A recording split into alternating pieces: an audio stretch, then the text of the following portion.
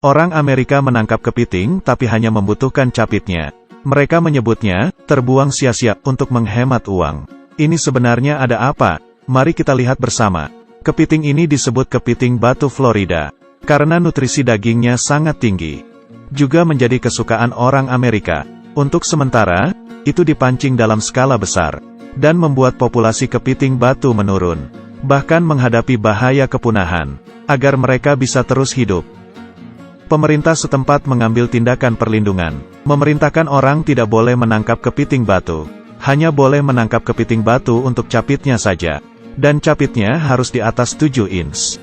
Setelah diambil capitnya, akan dilepas kembali ke laut. Bila tidak seperti ini, maka akan mendapatkan hukuman. Tapi semuanya tidak perlu khawatir bila kepiting kehilangan capit akan mendapatkan pengaruh, karena mereka memiliki kemampuan untuk tumbuh kembali. Kira-kira membutuhkan waktu 2-3 tahun.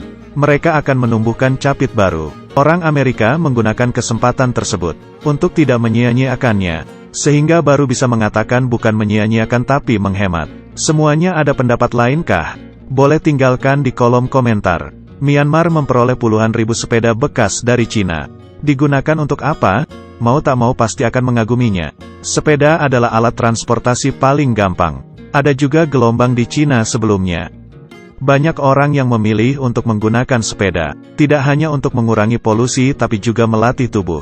Perlahan-lahan semakin banyak yang mengendarai sepeda. Tapi jumlah sepeda bekas juga terus bertambah. Sepeda bekas ini memakan banyak tempat. Dan banyak yang membuangnya menjadi sampah.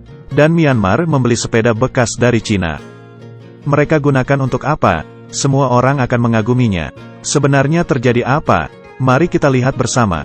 Perkembangan Myanmar tidak terlalu bagus. Fasilitasnya juga tidak terlalu lengkap.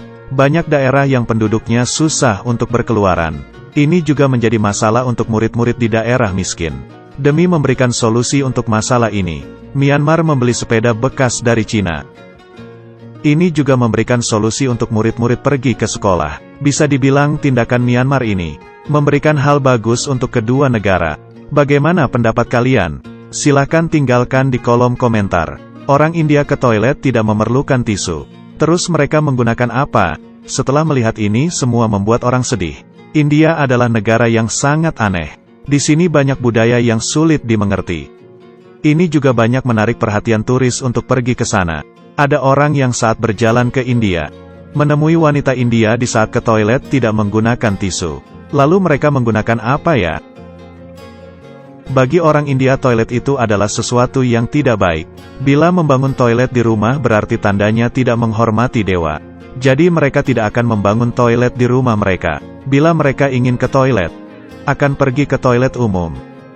Tapi mereka saat ke toilet juga tidak menggunakan tisu. Setelah kita melihat toiletnya kita akan mengerti. Di India, toiletnya tidak akan diletakkan tisu. Tapi di sebelahnya akan pipa air.